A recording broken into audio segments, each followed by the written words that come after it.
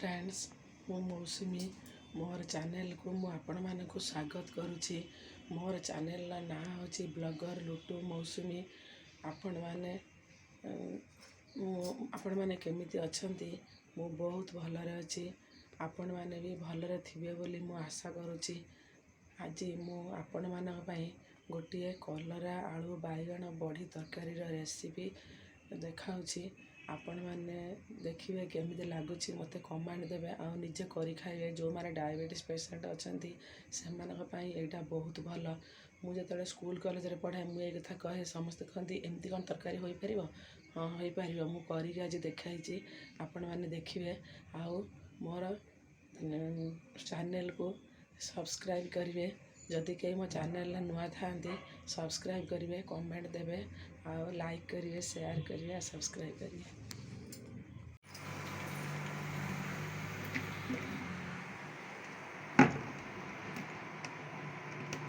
मु प्रथमे बाइगण को भाजुची से तेल दौची।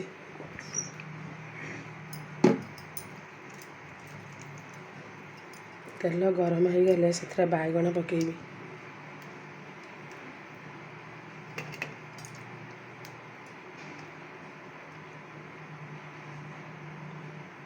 तेल मोर गरम हो गलानी से बाइगण पकाउची।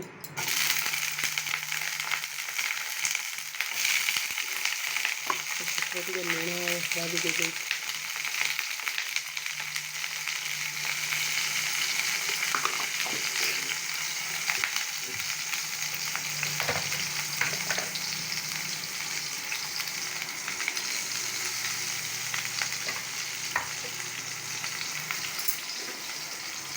ताको भल भाव गोल देती लुण हल्दी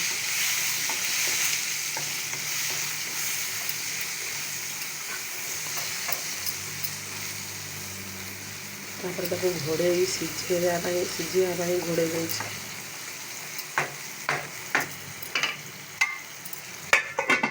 गैस को सीम कर दे। बाइगण भजा मोर हो गला गोटे पट लेउटे दूसरी गोटे पट लाल हो गला गोटे पट लेउटे दूसरी।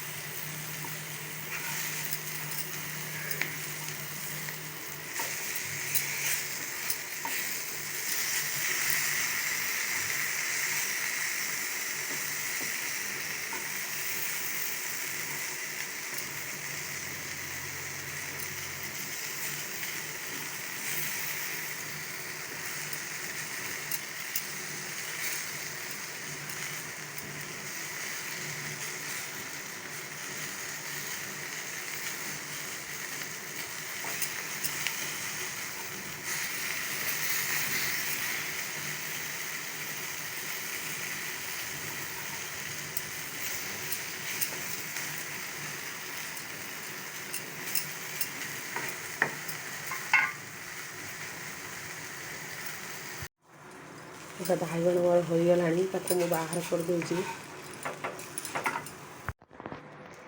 तापर से तेल दूची तेल देकी कलरा भाजी जो कलरा रखी धोईकी सब पके दे।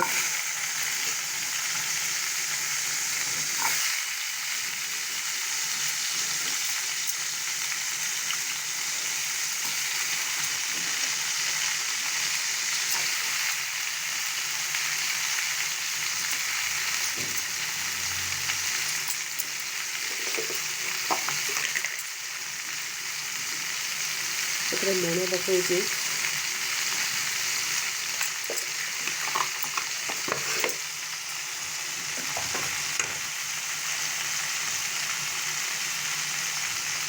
हल्दी कुछ पकई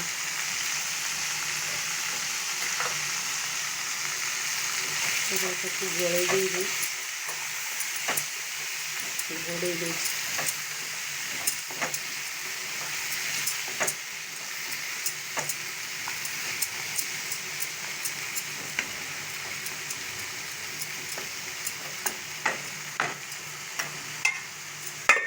गैस सीम कर दे सिझा छाड़देली। अभी मोर कलरा गोटे साइड हो गला मुझे नौट दूसरी आ गए साइड भाजा कलरा आलू बाइगण तरकारी जहाँ डायबिटीज होता बहुत भल।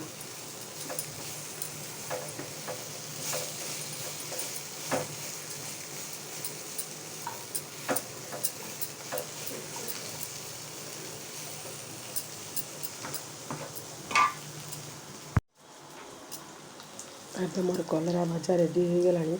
ମୁଁ ତାକୁ ବାହାର କରିଦେଉଛି।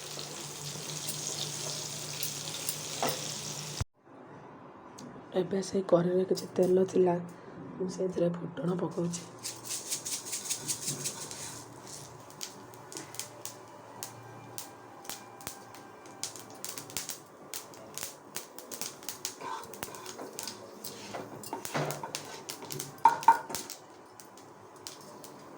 ତାପରେ ସେଥିରେ ମୁଁ ପିଆଜ ଆଉ ଟମାଟୋ ପକାଉଛି।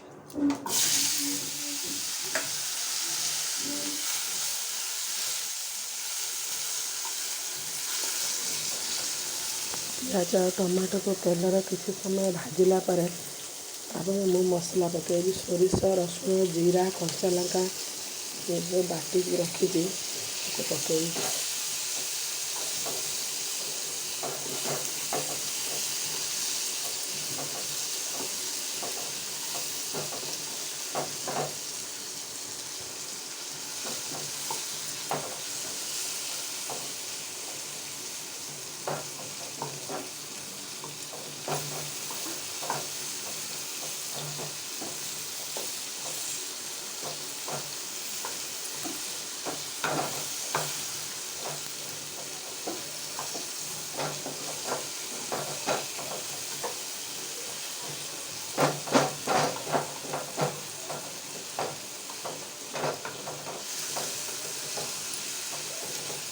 ଟମାଟୋ କିଛି ସିଝିଗଲାଣି।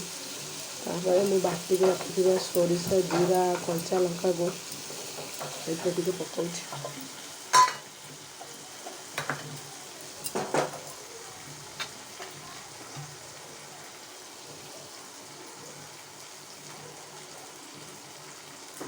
ସ୍ଲାଇଟ୍ ଟିକେ ପକାଉଛି, କାହିଁକିନା ଘରେ କେହି ଖାଇବେନି, ମୁଁ ଏକା ଖାଇବି।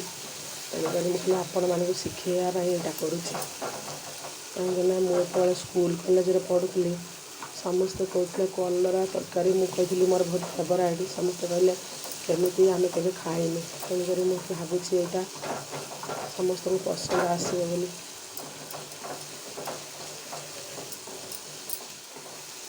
ସେଥିରେ ତ ଲଙ୍କା ପଡ଼ିଛି।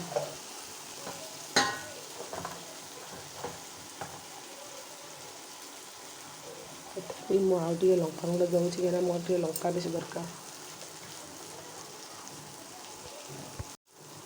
ତାପରେ ତାକୁ ଭଲ ଭାବେ ଗୋଳେଇ ଦେଉଛି।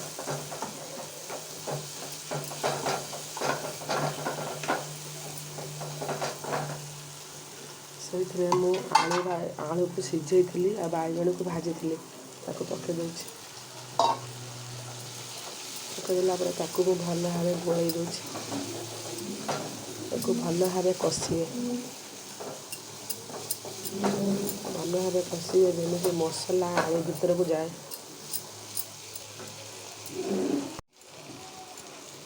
ମସଲାକୁ ମୁଁ ଭଲ ଭାବେ କଷୁଛି। ଗ୍ୟାସ୍ର ଫ୍ଲେମ୍ ବଢ଼େଇ ଦେଇକି ୟାକୁ ମୁଁ ଭଲ ଭାବେ କଷୁଛି। ମୁଁ ଯେତେବେଳେ ଡାଲି ସିଝେଇଥିଲି, ଡାଲିରେ ଆଳୁ ପକାଇକି ସିଝେଇ ଦେଇଥିଲି। ସେଥିପାଇଁ ଆପଣ ଚାହିଁଲେ ବି ଅଲଗା ସିଝେଇ ପାରିବେ, ନା ତେଲରେ ଭାଜି ପାରିବେ, ଯାହା କିଛି କରିପାରିବେ। ଏବେ ସେ ସିଝି ଯାଇଛି ପରିବା ବୋଲି ମୁଁ ସେଥିରେ ଥଣ୍ଡା ପାଣି ଦେଉଛି।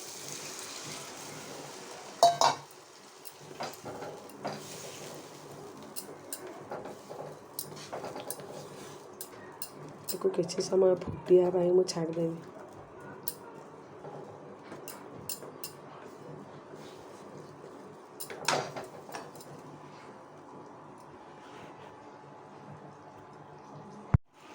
ଦେଖନ୍ତୁ ମୋ ତରକାରୀ ଏବେ ଫୁଟିଗଲାଣି। ମୁଁ ସେଇଥିରୁ କିଛି ଆଣି ସେଇ ତରକାରୀରୁ କିଛି ଆଣିକି ଏଥିରେ ଢାଳି ଦେଉଛି।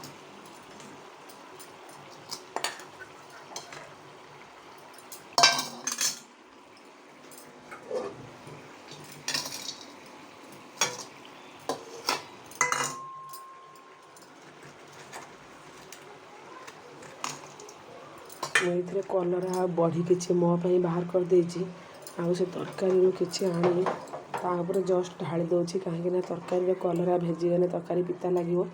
ମୁଁ ଜଷ୍ଟ ସେ ତରକାରୀରୁ କିଛି ଆଣିକି ତା ଦେହରେ ଢାଳି ଦେଉଛି।